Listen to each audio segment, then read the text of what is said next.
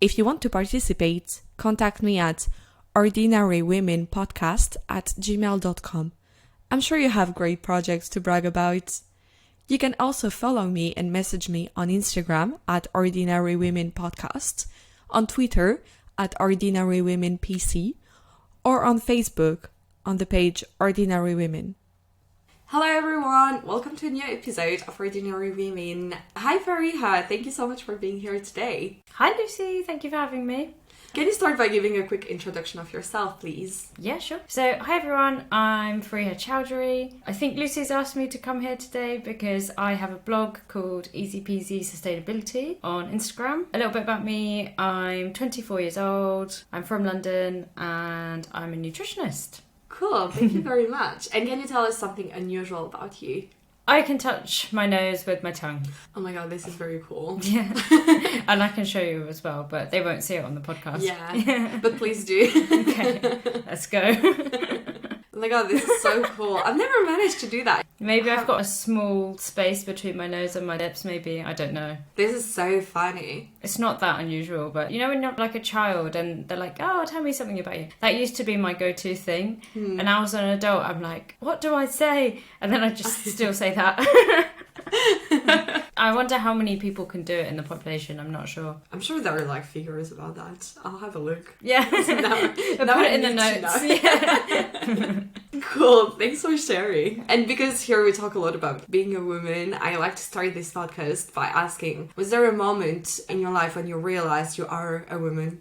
I think quite early on, I realised that obviously I was different to like the boys at school or my brother or my cousins. I think the feeling of femininity is a very strong feeling. I feel like as a woman, there's certain things on average. I'd say that women are a lot more gentle and kind of compassionate, and they have like a softness about them, which I really like. And the women in my family, they very much lean into that. So I think I have kind of followed those footsteps. Not to say that men can't be gentle and soft, but I feel like it's a very feminine trait. From quite early on, when I used to care about stuff quite a lot, I used to think, why am I so bothered about this? But I feel like it's feminine energy, which I very much lean into. So yeah, I feel like quite early on that feeling of femininity was quite strong within me. That being said, when I was younger, I was a little bit of a tomboy, and I probably still am in some ways. I don't think that femininity should be defined as some of the things that we see as feminine. You know, like looking pretty or smiling at everyone or just kind of being like really accommodating. I don't necessarily think that those should be feminine things. Yeah, there's certain things that I refuse to do as a bit of like a rebellion. But I think that underlying femininity has always been quite strong. But yeah, there's certain things that I wouldn't necessarily say that should be assigned as like feminine.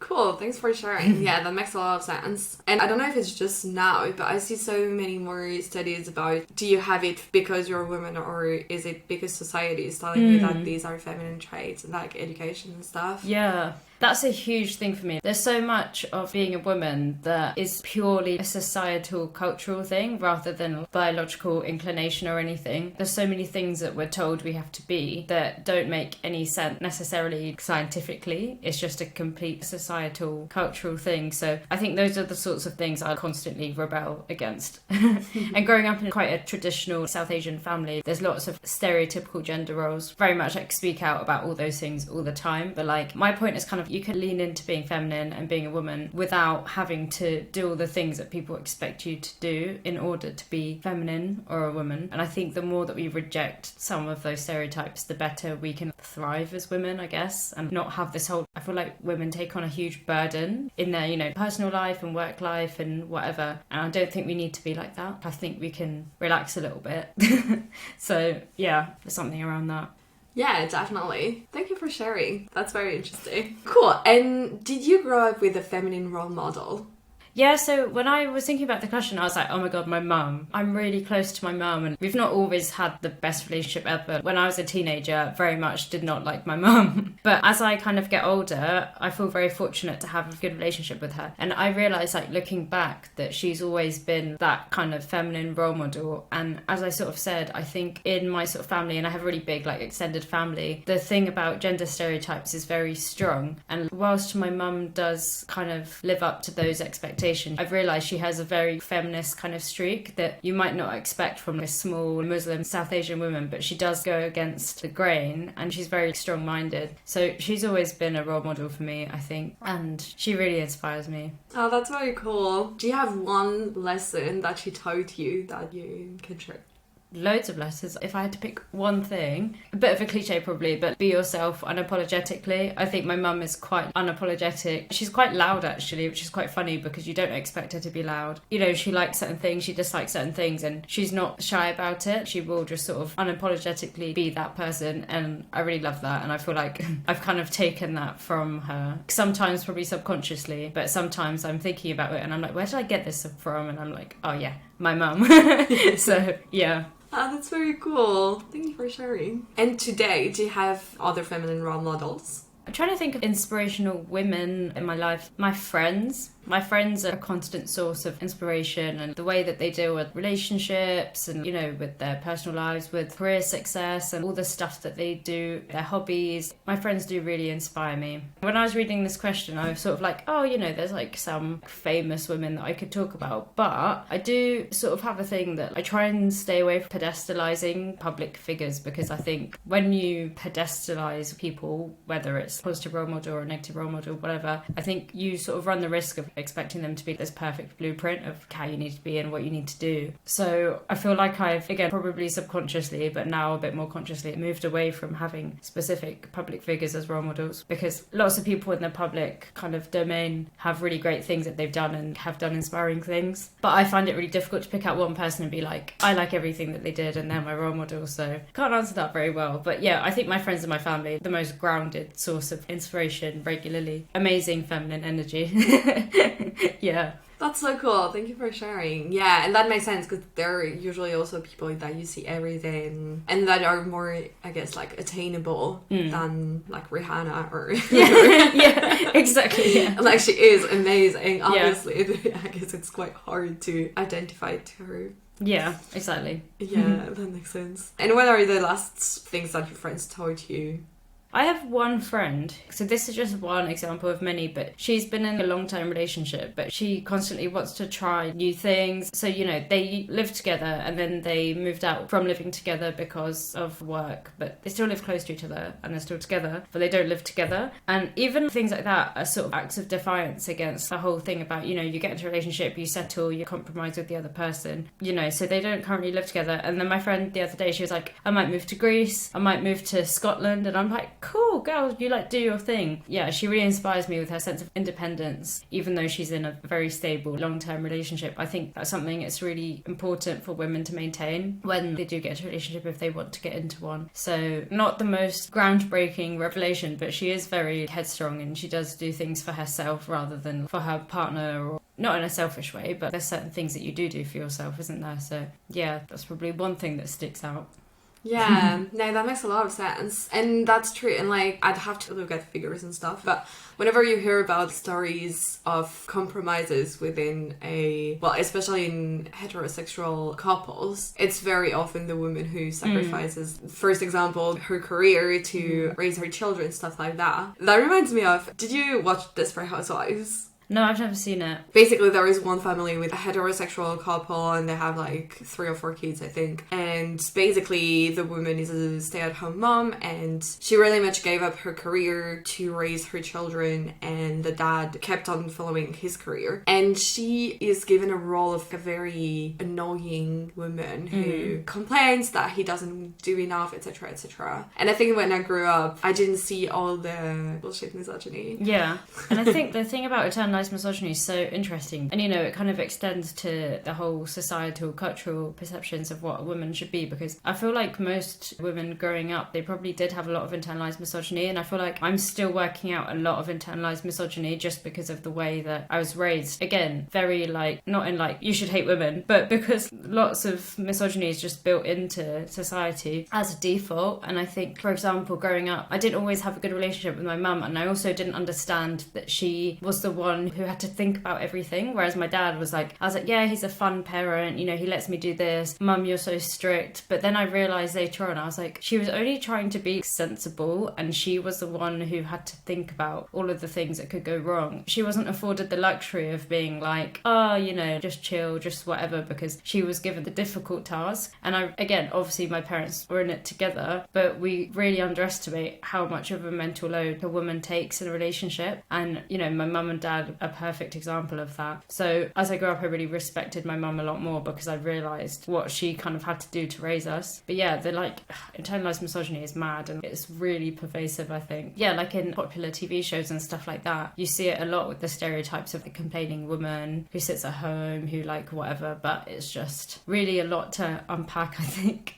Yeah, definitely. I remember a few years ago seeing a study, I think it was on French households, but that was showing that I think it was still 75% of the everyday task was done by women in the household. Yeah. It's crazy. Now that I started to have friends having children, you know, I'm always a bit like, when it's my female friend, and I'm like, again, talking about heterosexual relationship, I hope your partner is decent and does his part. And when it comes to my male friend, I'm like, I don't often dare to say it, and I really should actually challenge that more. But hope you're keeping up your side of the deal. Yeah, exactly. Like, do you realize how much she does? Yeah. Do you keep up? Yeah. It's Well, thank you so much. Let's jump on the project that you have. Yeah, can you present it? Yeah, sure. So the project that I have started while I was a student. On Instagram, it's at Easy Peasy Sustainability, and it started off in 2018 while I was in my undergrad degree, and I was kind of conscious about climate change and the fact that we all needed to do something about it. And my kind of solution at the time was to make individual lifestyle swaps. So, you know, I bought a bamboo toothbrush and I put it on my story, and I was like, oh, I'm trying to eat more vegan food, all this sort of thing. It's very basic, very here's an eco swap kind of stuff. But obviously my friends and family were really supportive of it, and they were liking, sharing, following, whatever. And then it's been about 4 years since I started that, and it's really grown into a really cool community space. And I've really kind of pivoted into talking about sustainable fashion a lot, because especially with women, I guess, obviously women they tend to buy more clothes, and society tends to sell clothes and the perception of looking a certain way to women. So I think it's really important to communicate that message to fellow women. So sustainable fashion is something I've really focused in on, but you know, I talk about all sorts of stuff like general climate change, sustainable diets. Especially as I'm a nutritionist, I find the sustainable diet stuff really interesting. And yeah, just loads of things around that, and how we actually make change as a community, because there's a real toss-up between individual actions in your day-to-day life and systemic changes. And at the end of the day, the systemic changes need to happen in order for your individual actions to have any impact, but you need to be doing the individual stuff collectively for that impact to be felt. So I try and share both kind of things, and try and say that the burden of saving the world isn't on you as an individual, but obviously we all need to play our part. And I tend to publish sort of guides for example, sustainable travel, or alternatives to fast fashion, and posting lists of my favourite charity shops in London, because there's so many amazing ones. And yeah, just supporting people to lead less of a consumerist, unsustainable kind of lives, and kind of lean into imagining a better world, a greener world. So yeah, that's the project in a nutshell. And yeah, it's been going for about 4 years now. That's very cool. Have people came back to you showing how you've helped them changing their lives?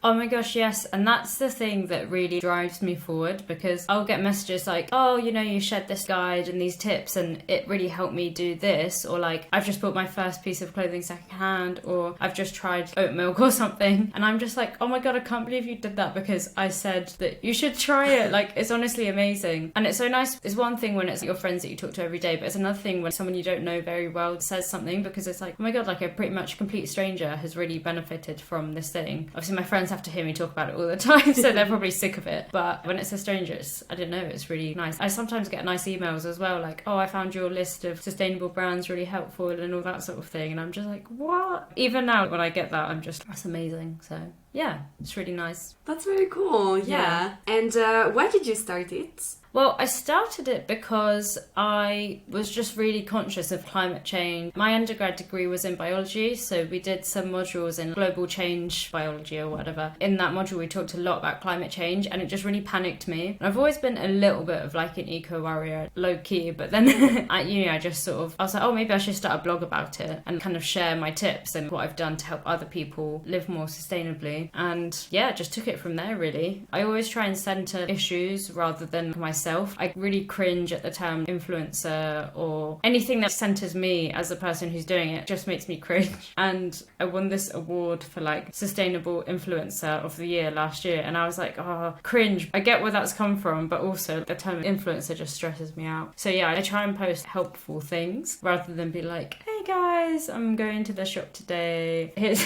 don't know.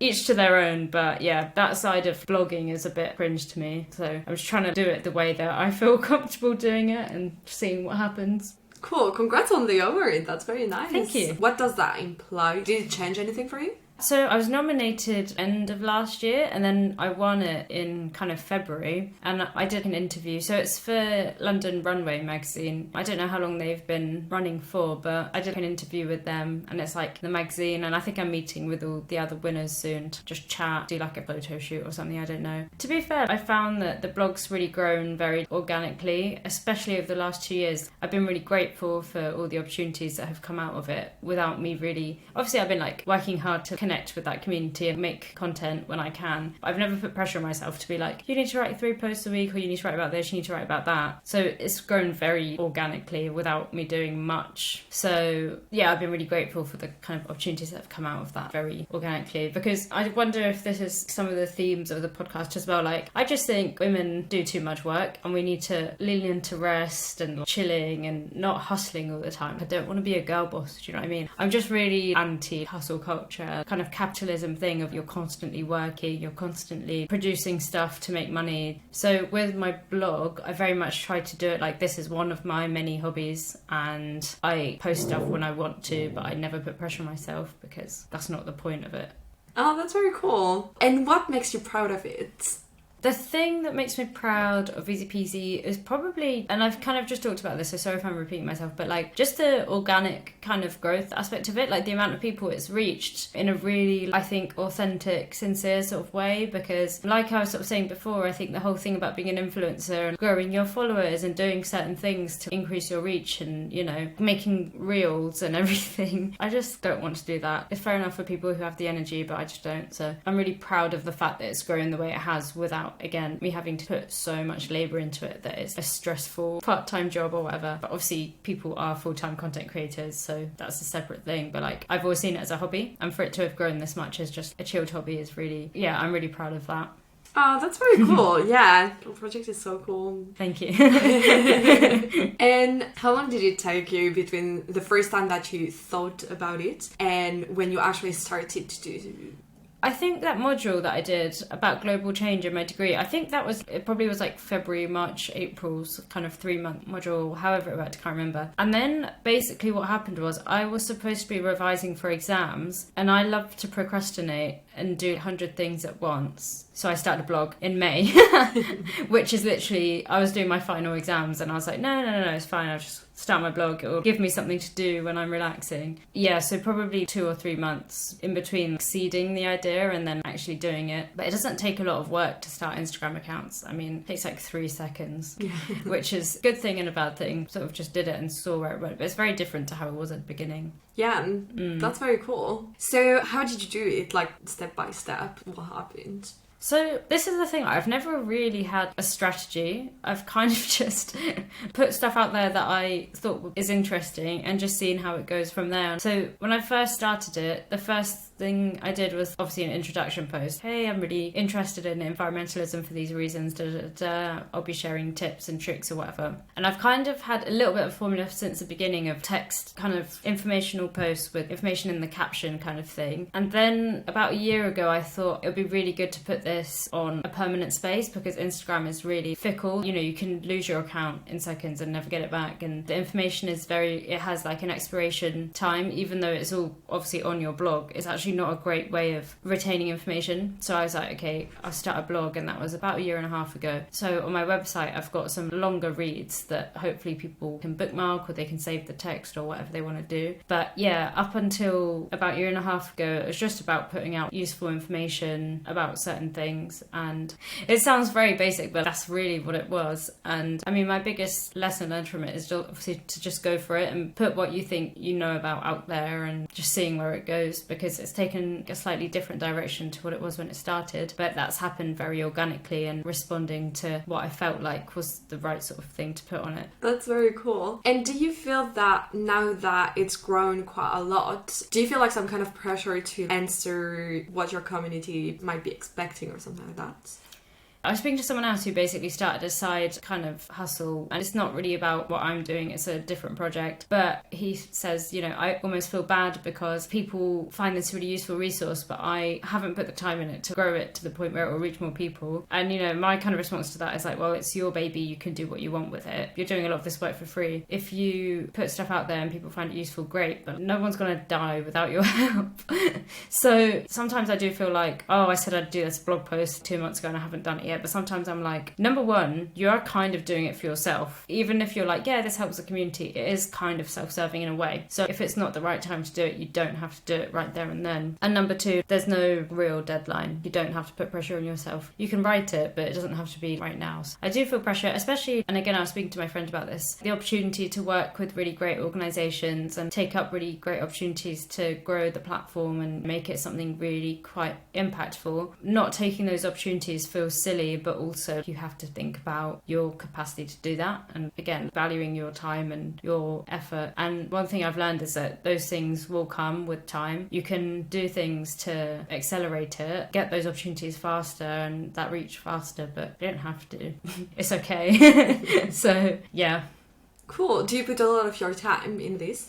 So I post a decent amount on stories. Say I see something interesting, I'm like, oh, this is an interesting thing, you guys might be interested in, put it on my story. So it's very organic. Obviously I've got a personal private account as well for my friends and family, so sometimes it might even be the same thing. But say I want to do like an informative post, after work I will sit down and research that post and write it, but it doesn't have to be like on a Monday and a Thursday. It can just be whenever I feel like I have the energy to do it. So I think I put a decent amount of time into it, but more recently I've started working with clients on things that you necessarily don't see on the page, like you see the final product, but that sort of thing takes lots of time in the background and you're working to someone else's deadline, which is good because obviously you're working with someone and, you know, it's like a mutually beneficial thing. You're not just feeling you're shouting to an empty room or whatever, but it also means that there's lots of work that's going on in the background that people aren't necessarily seeing. And I kind of like that, you know, with Instagram it can be very public and very intrusive, like you're sharing your every thought, your every thing that you're doing or whatever. So it's nice to be able to do stuff a little bit in the background that has a specific purpose and it's for someone else. But yeah, I think, yeah, I've put a decent amount of effort into it, but I have become overwhelmed in the past, but I never would want to do that. But it's really difficult when you're working full time, really difficult. When I first started working full time, I literally said,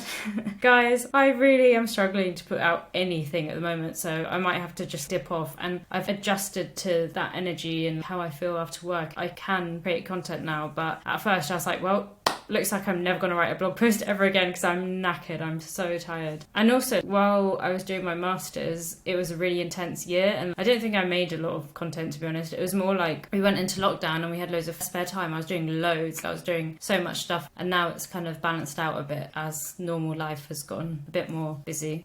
Cool. Yeah, it sounds like you found a balance now. That's very nice. Yeah. That's so cool. And was there any important figure, like someone important that, I don't know, inspired you, helped you or whatever? Well, there's some people over on Instagram who have been there in that sort of sustainable social justice sort of space for a while. And some of those people are sustainable fashion advocates. So like there's an account at Oh So Ethical that very much centres like garment worker rights. Again, for this podcast, it's really interesting because obviously obviously garment workers are mainly women. So it's a massive feminist thing about sustainable fashion is very much a feminist thing. It's really interesting because lots of these accounts, they put it really eloquently, but all these fast fashion brands who are like, yeah, International Women's Day, buy this t-shirt and it's made by women slave labour. It's like, that's not feminist. You know, like this is feminist capitalism or whatever. Do you know what I mean? It's not really feminism, intersectional feminism. So yeah, loads of people, I guess, in that space have made me think about that. So one person is also ethical, and like I know Maisha like personally now, and she's honestly really, really lovely and puts loads of work into making people understand about labour rights and garment worker rights, and not just garment workers but people who work for places like Amazon and Walmart and things like that, and really spotlights the inequality of labour and around the world. So Maisha also at Aja Barber and Venetia Lamana, like I feel like they're really big names in that space, and I really respect all the stuff that they've done to make sustainable fashion a household kind of topic. Yeah, I'd probably say those three people. I mean, there's loads of people who inspire me, it's not just them, but I think they've done some really great things in this space which have really helped me shape my understanding. Cool. And do you see in your community like a gender, have you had any thoughts about gender in your community? In sort of the community around my blog. Yeah. So it's quite interesting because you can look at your insights as a content creator and it shows the gender split, and it's very overwhelmingly women who follow my page. And it's very interesting because it's very established like climate change is a feminist issue because it affects women disproportionately, especially in the global south. With the burden of dealing with the impacts of climate change, it very much falls on women, which is unsurprising. And it's interesting that most of my followers are women because women are more engaged in the sustainability space than men, and it's frustrating because it should be an equal thing. We're all in this together at the end of the day, you know.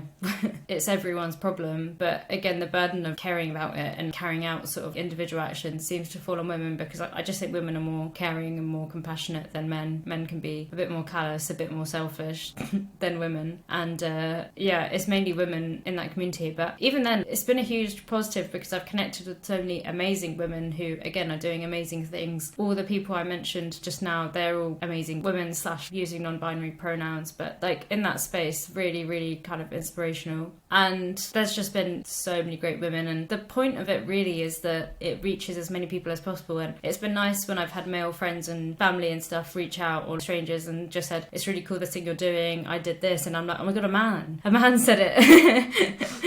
And it's really great. And I mean, there's a few men in that space, and it's really amazing to see that they're pushing that agenda and reducing the sort of toxic masculinity around caring about stuff, caring about the environment. It's not weird to do that, it's fine. And it's cool that there's men who are doing that. But yeah, there is a very big gender imbalance in my audience, but obviously that's because I am a woman, you know, it's kind of natural that women would follow me and resonate with my message. Especially sustainable fashion, it's very women dominated. Yeah, so there is definitely a split, and I have noticed that, but it is nice when you get contacted by a man who is interested and engaged in that agenda. Yeah. That's some of them are finally doing something. Yeah, I remember reading or listening, I can't remember what it was, but about the fact that sustainable brands have to rethink their marketing to also target men and make it kind of play with these toxic masculinity codes, because it is seen, even being vegan, because you don't eat red meat that will grow your muscles. It's perceived as feminine for some reason. And it's crazy that brands have to think about how to make sustainability attractive to men. It's so interesting. And yeah, I'm really interested in kind of like food culture and food sociology, and that really came out of my master's. And some of that is really interesting to learn about gender and food, and what you've just talked about, men thinking that they need all this protein, all this steak and whatever to be masculine, and veganism and plants seen as feminine. It's really, really interesting how toxic masculinity also affects people's diet. Yeah, it's really interesting. I don't know anything about that. Now I want to learn more. Like, that sounds fascinating and also horrifying. Yeah, well, unfortunately, I think I mean, I'm sure you're more than aware of it, but the patriarchy seems to it dictates how all of society operates, and it feeds into things that we don't even realise. Red meat and sustainability of diets and things, and you don't even realise that there's a gender imbalance there, but there is in kind of everything. Yeah, the more I read about it, the more I like discover things, and it's always like these two, but then it's, well, yeah, obviously, because it's like everywhere. I just started to read Invisible Women. I was just about to say, yeah, that was a book that uncovers all of that, doesn't it? Yeah. If you think about just the size of the smartphone. Yeah. Which is like, what the fuck? Yeah, but also I think one area where I didn't realize that was impacted by that was all the health sector, and like how, like for instance, heart attack are less discovered for women. Stuff like that. But yeah, I didn't know about the diet. It's great. Yeah. But also, yeah, not surprising. It sucks, but I feel like the more awareness we have about how gender affects society, the better. I feel like there was probably a time where people didn't really question it very much and just went along with the complete inequality in gender. I mean, in history, there's always been amazing women and non-binary individuals who have come out, and they have really made things better for people who don't identify as male. So there's always been people like that, but I think more and more it's kind of seeping into general society, and people are very aware of feminism isn't this scary word, I don't think. Hopefully, well, it probably is, but it's becoming more acceptable to be like, actually, this is what feminism is. So yeah, I think we're making real moves towards equal society, hopefully. Yeah. But it's too soon to say that now, because we're still very not. Yeah, hopefully. And did you face any challenges when you started your blog? I guess some of it was around not really knowing how it was best to communicate with an audience, and obviously not really having an audience at the beginning. I didn't really know what I sort of should put out there, because I never created any sort of plan of what I want things to look like, what the project is supposed to be. I've never really had a firm thing about what I want to do, and that was quite challenging. But I've really leaned into that, as I say, that very organic, natural content and not thinking about it too much. What was a challenge, I think, has probably transformed into just the way that I operate it and just accepting that. So there's certain things I will do regularly, a certain format that has been consistent for 4 years, but the fonts and stuff that I use, I try and make it like a useful, accessible space, not chaos. I do try and curate things, because I think it's important to not put every thought and every photo online. Like, it's okay to think about what you post before you post it. So I try and kind of curate it properly and make it a good space for people to access, like a healthy space. So yeah, I think I very much leaned into not knowing what to create and just making sure that I'm thinking about things before I'm posting. Cool. And on the contrary, was there anything that you thought was easier than you had expected to be? I guess the engagement from people who were really on board with the agenda, kind of support that I got from obviously originally friends and family, and then just complete strangers. I never really thought that it would sit with so many people so well, but yeah, I think the support has been really great. Yeah, it's been really nice that people want to talk about it, or they'll like ask about it, and I'm like, oh, that's nice of you to ask. So yeah, it's great. Cool, thank you so much for sharing. I don't think I have any more questions, but maybe there is something else you want to say. I guess thinking about the topic of your podcast and my kind of project, I guess my message is really that climate change is a feminist issue, and we should be intersectional with our feminism, because lots of women around the world are affected by climate change more so than we are. So make sure your feminism is intersectional and use that to fight climate change. Cool. Thank you so much for coming. It was so interesting, and I definitely encourage everyone who's listening to go and follow your Instagram page and go on your website. Everything is going to be in the description of the show. Thank you so much for coming. And as usual in this podcast, the guest has the final word, so the mic is yours. Thanks, Lucy. Thanks for having me. Everyone, spring is coming.